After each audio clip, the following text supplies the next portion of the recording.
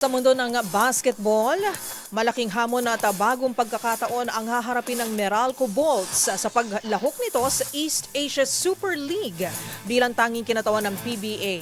Ayon kay head coach Luigi Trillo, kailangan nilang maghanda ng husto upang makipagsabayan sa mga pinakamahuhusay na kupunan sa Asia. Tutukan ng exclusive report ni Millie Borja.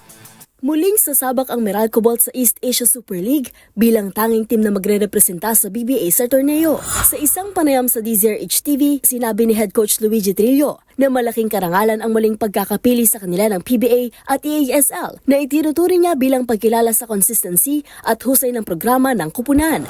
Ipinaliwanag din ito na karaniwang kailangan magkampiyon o mag-second place sa bansang kinabibilangan upang magkwalipika sa EASL.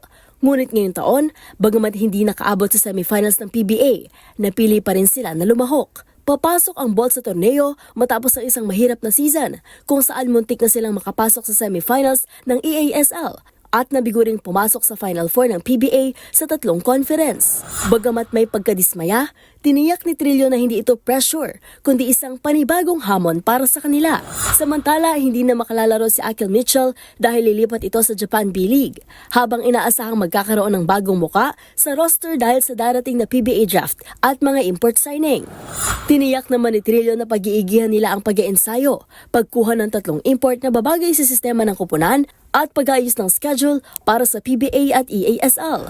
Naniniwala ito na kaya ng Meralco Bolts ang hamon ng paglalaro sa dalawang liga ng sabayan. At yan ang mga latest updates sa mundo ng sports. Para sa MBC TV Network News, ito si Millie Borja ng DZRH TV, una sa Pilipinas, una sa Pilipino.